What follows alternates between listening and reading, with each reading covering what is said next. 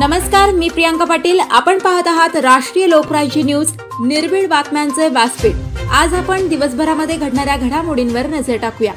हदगाव तहसील कार्यालय यांच्या मार्फत घरकुल लाभार्थ्यांना मोफत वाळू वाटप। रुई व हरडप येथील पंतप्रधान आवास योजना, रमाई आवास योजना या घरकुल लाभार्थ्यांना आज रुई येथे तहसील कार्यालय हदगाव यांच्या वतीने मोफत वाळू वितरण कार्यक्रम आयोजित करण्यात आला होता। रुई व हरडप येथील लाभार्थ्यांना हदगाव हिमायतनगर मतदारसंघाचे आमदार बाबूराव कदम कोहळीकर, त्यांचे प्रतिनिधी लांडगे मामा, मंचक पाटील, सुदर्शन पाटील, हदगावचे तहसीलदार श्रीमती सुरेखा नांदे यांच्या हस्ते रुई येथे घरकुल लाभार्थ्यांना मोफत वाळू वाटप करण्यात आले आहे। यावेळी उपस्थित हदगावचे तहसीलदार श्रीमती सुरेखा नांदे, पंचायत समितीचे गटविकास अधिकारी, हदगाव तालुका कृषी अधिकारी, मंडळ अधिकारी, तलाठी व शिवसेनेचे सर्व पदाधिकारी, कार्यकर्ते घरकुल लाभार्थ्यांना मोफत वाळू वितरण कार्यक्रमाला मोठ्या संख्येने उपस्थित झाले होते। महाराष्ट्र शासनाने घरकुल धारकांना 5 ब्रास रेती मोफत देण्याचं धोरण जाहीर केलेलं आहे। त्याचाच एक भाग म्हणून आज मोजे रुई येथे घरकुल धारकांना 5 ब्रास रेती वाटपाचा कार्यक्रम आपण घेतला। या कार्यक्रमासाठी बीडीओ साहेब, त्याच्यानंतर माझे बरड शेवाळा आणि हरडप म्हणजे हदगाव मंडळाचे मंडळाधिकारी, दोन्ही तलाठी, तसेच ग्रामसेवक आणि ज्या लाभार्थ्यांना आम्हाला रेती वाटप करायचे ते लाभार्थी देखील त्या ठिकाणी उपस्थित होते।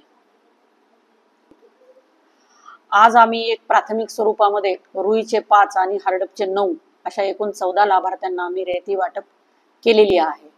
आम्ही हरडप येथे काही रेतीसाठी, अवैध रेतीसाठी जप्त केले होते, त्या ठिकाणाहून आज आम्ही त्यांना रेती देण्यात आलेली आहे। आणि यापुढे देखील तालुक्यामध्ये आम्ही 33 असे गट शोधून काढलेले आहेत। नदी, नाले, ओढे आणि जे नदी, नाले, ओढे ज्यांचे प्रस्ताव आपण वाळू लिलावासाठी पाठवलेले नाहीत असे गट आपण निवडलेले आहेत आणि ज्या गटातून आपण घरकुल धारकांना 5 ब्रास रेती मोफत देणार आहोत। म्हणजे त्यांनी घरकुल धारक जर असेल तर त्यांनी आपल्या बीडीओ मार्फत आमच्याकडे प्रस्ताव द्यावेत आणि आमच्याकडे बीडीओ मार्फत प्रस्ताव आल्यानंतर आम्ही त्यांना वाळू उपलब्ध करून देऊ। तर ज्या लाभार्थ्यांची घरकुल बांधकाम अवस्थेत आहेत किंवा ज्यांचे बांधकाम चालू आहेत त्यांना आपण प्राथमिकता देतोय, त्यांना प्रायोरिटी देतोय, कारण बऱ्याच वेळेला वाळू मिळत नसल्यामुळे त्यांचे घरकुल अपुरे असल्याच्या तक्रारी येत आहेत।